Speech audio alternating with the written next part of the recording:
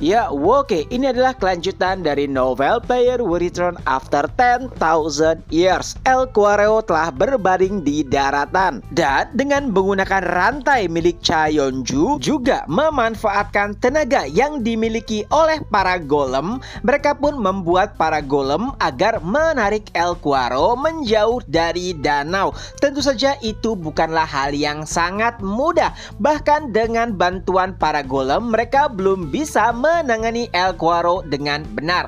Oleh sebab itulah Cha Yeon-ju dan yang lainnya terus melakukan serangan beruntun untuk membuat El Quareo lemah. Tapi sayangnya itu juga belum membuahkan hasil yang signifikan. Serangan kombinasi mereka belum bisa memperdaya ataupun membuat El Quareo lemah. Ya, itu adalah hal yang wajar. Walaupun berada di daratan, itu tidak membuat monster boss kelas S mati begitu saja. Tapi jika terus dibiarkan, El Quareo bisa melarikan diri kembali ke dalam danau. Oleh sebab itulah Kang Wu memikirkan sebuah ide, yaitu ia berusaha mengeluarkan seluruh kekuatannya untuk menggunakan 3 otoritas sekaligus, atau bisa dibilang menggabungkan 3 otoritas kekuatannya untuk membuat serangan langsung kepada El Quareo. Tentu saja itu adalah hal yang sulit. Menggunakan kombinasi 2 otoritas saja sudah memakan banyak energi iblisnya. Tapi untungnya berkat mantel peringkat S yang baru saja ia dapat, Kang Wu bisa sedikit menambahkan energi iblisnya. Dan saat itulah ia menggabungkan 3 otoritas miliknya dan terbentuklah otoritas pedang. Itu adalah serangan yang sangat dahsyat. Kang Wu pun menyerang El Quareo secara telak. Tapi sayangnya itu masih belum membunuh El Quareo. Dari sanalah Kang Wu berkata kepada Yeon-ju, masih belum cukup. Cha Yeon-ju, gunakan rantaimu buat menjadi duri dan tusuk El Quareo. Tentu saja itu adalah perintah yang agak sulit. Kenapa? Karena Kang Wu berada di dekat El Quareo. Jika Yeon-ju menggunakan kekuatannya, otomatis itu akan mengenai Kang Wu juga. Tapi Kang Wu berkata tidak ada waktu, jangan pikirkan dirinya. Oleh sebab itulah Yeon-ju melemparkan sebuah serangan ke arah El Quareo. Dan benar saja, karena rantai tersebut merupakan item peringkat legendaris. Setelah menembus tubuh El Quareo, itu juga mengenai tubuh Kang Wu. Untungnya Kang Wu bisa menahan serangan tersebut walaupun ia merasakan rasa sakit yang sangat luar biasa. Tapi dengan serangan itu pula tubuh El Quareo pun mulai melemah. Di lain sisi, Echidna merasa khawatir dengan kondisi Kang Wu. Ia pun langsung berlari menghampirinya. Tapi Kang Wu berkata, aku tidak apa-apa. Echidna, tolong bereskan para golem tersebut. Kita sudah tidak membutuhkan lagi bantuan dari monster tersebut.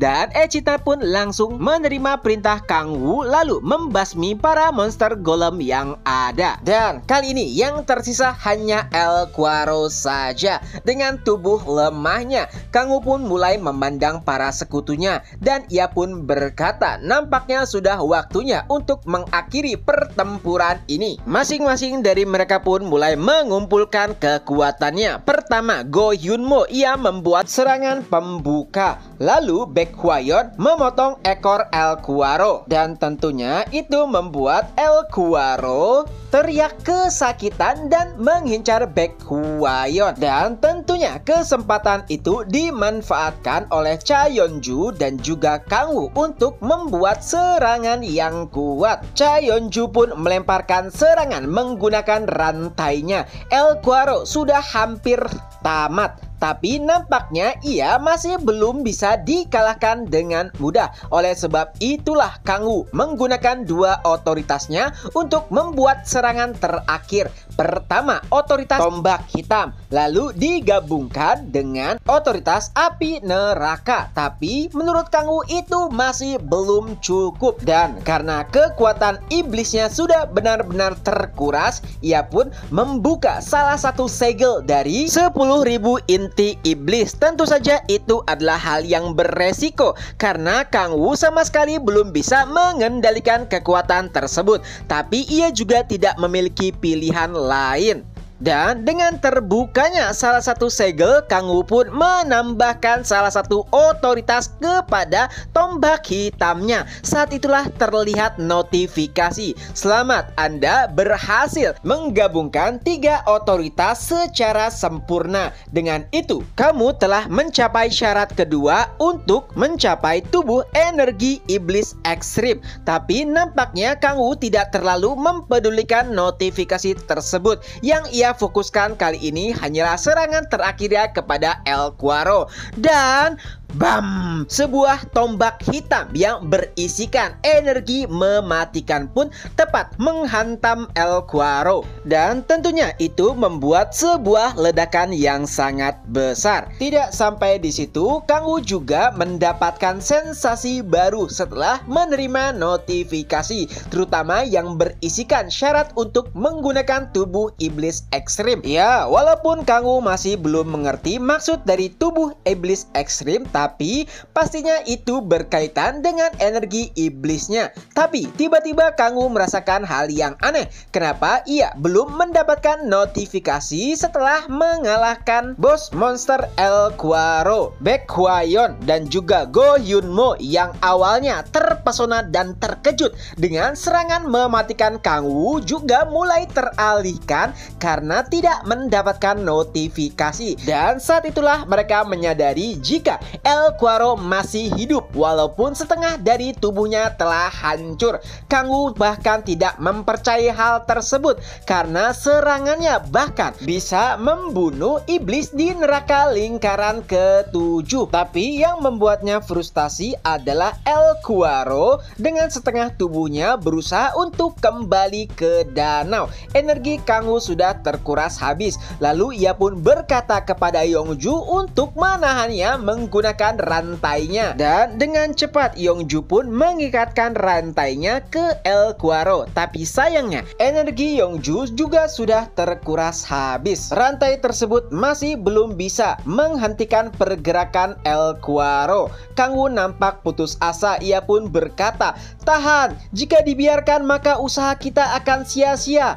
Dan semua orang pun mulai menarik rantai tersebut secara bersamaan. Tapi lagi-lagi El Quarro masih belum bisa ditahan. Kang Wu bahkan merasakan hal yang aneh karena dari tubuh El Quarro ia merasakan energi iblis. Di lain sisi El Quarro hampir mencapai danau. Tapi untungnya tiba-tiba Echidna pun kembali berubah ke tubuh naganya dan berkata, "Kang Wu, serahkan padaku." Dan dengan ekornya ia pun berhasil melempar El Quarro menjauh dari danau.